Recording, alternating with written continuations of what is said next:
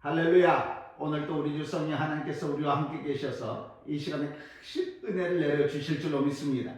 오늘 저는 여러분과 함께 읽은 본문은 출애굽기 20장 1절에서 6절에 있는 이 말씀 가지고 너를 위하여 새긴 우상을 만들지 말고라는 제목으로 말씀을 나누며 은혜 받기를 소망합니다. 첫 번째 되는 계명은 참되신 하나님만을 사랑하고 하나님께 공경하고 섬기라고 말씀하고 있습니다. 세상에는 여러 모양의 신들이 있지만은 참되신 하나님은 한 분밖에 아니 계신 줄로 믿습니다. 그러므로 이 하나님을 선택하고 그 하나님만을 섬기는 그러한 개인이나 민족은 하나님의 놀라운 축복을 받게 되는 것입니다. 두 번째 계명은 이 한 하나님을 어떻게 섬겨나가야 하는가를 말씀해 주고 있습니다. 그러면서 소극적인 면은 금하고 있는 것이 있습니다. 하나님을 섬기는데 무슨 형상을 만드는 것을 금하는 것이었습니다. 전에 이스라엘 민족을 인도하여 낸 모세가 하나님의 산에 올라가서 얼마 동안 지내는 동안에 백성들은 모세의 형 아론을 시켜서 금으로 송아지를 만들게 했습니다. 그리고는 이것으로 우리를 애굽에서 인도하여 낸 신이라고 그래서 그것에 경배를 하고 춤을 추고 소란을 피웠습니다. 사랑하는 성도 여러분, 본래 인간은 보이는 것을 좋아합니다. 그래서 우상을 만들어냅니다. 그리고 그 우상을 섬깁니다. 그런데 우리가 분명하게 기억해야 될 것은 하나님은 영이시기 때문에 하나님을 물질로 만든 어떠한 형상을 대표할 수가 없다는 이러한 사실인 것입니다. 하나님을 오해하는 그런 인간은 여러 가지 미신을 만들어서 타락시키고 맙니다. 가령 여호보암 왕 때 하나님을 금송아지로 만들었더니 나중에는 바알 우상과 그 밖에 여러 가지 우상을 겸하여 섬기게 된 것입니다. 이렇게 생각할 때 종교적인 그런 예술이나 상징을 사용하는 것도 우리가 매우 조심을 해가면서 만들어야 되는 것입니다. 우리 가정이나 교회 안에 십자가를 둘 수가 있습니다. 그러나 이것이 우상화되면 안 된다는 것입니다. 성화나 십자가 앞에서 절을 하거나 기도를 하게 되면 안 되는 것입니다. 여러분 가운데서는 나무나 돌로 우상을 만들어 놓고 거기에 기도드리는 분은 아마 한 분도 아니 계실 줄로 믿습니다.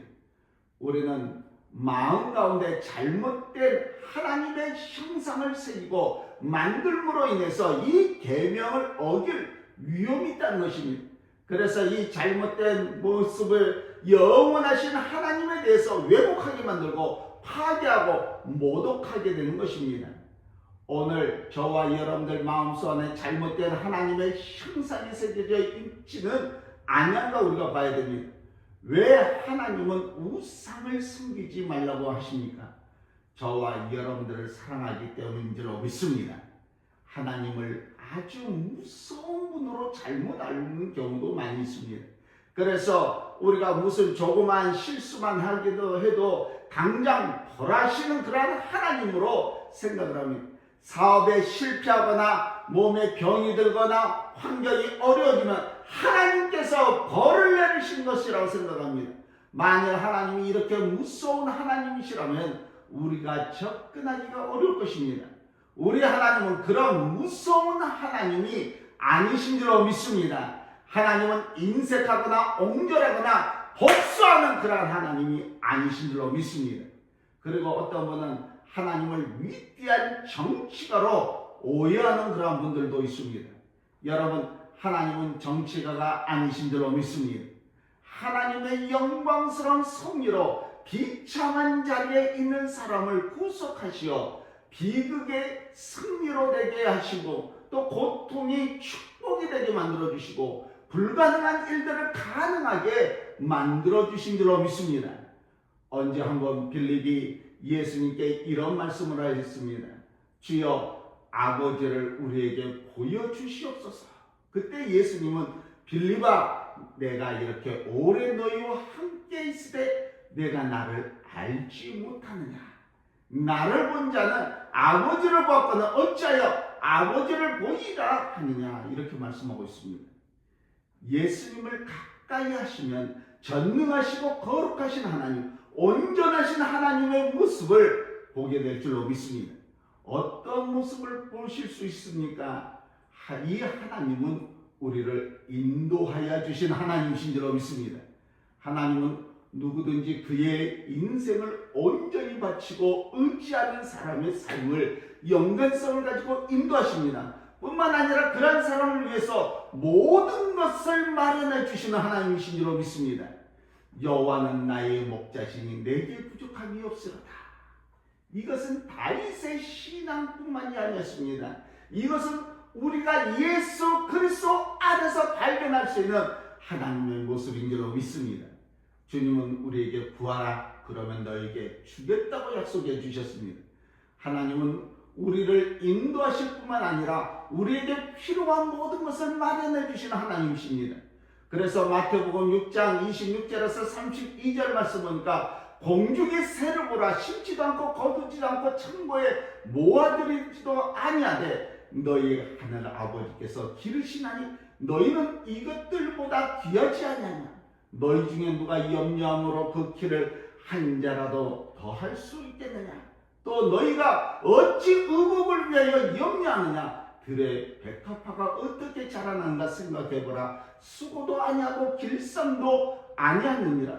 그러나 내가 너희에게 말하노니 솔로몬의 모든 영광으로도 입은 것이 이 꽃 하나만 같지 못하느니라.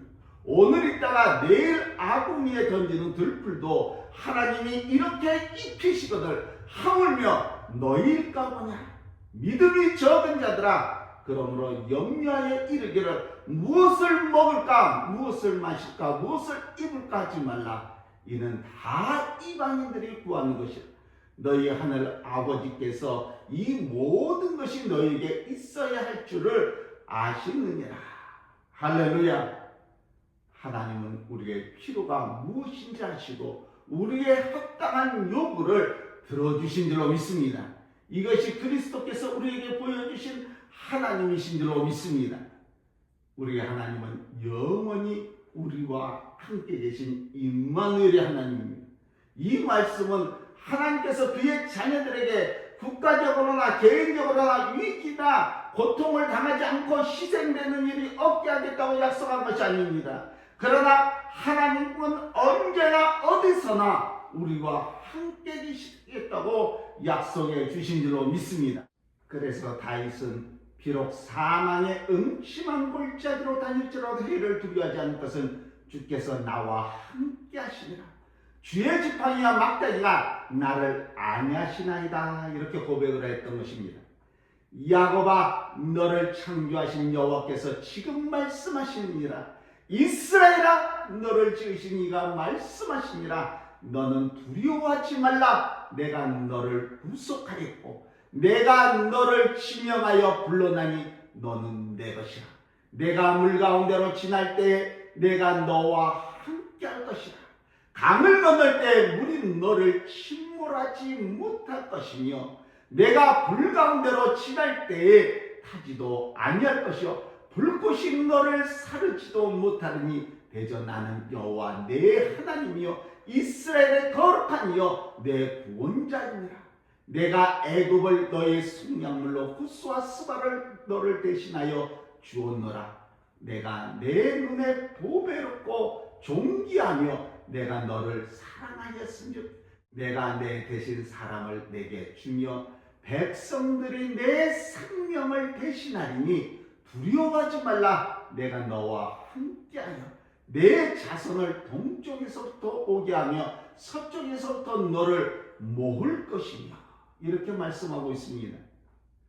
사랑하는 성도 여러분, 하나님은 저와 여러분들을 인도하여 주십니다.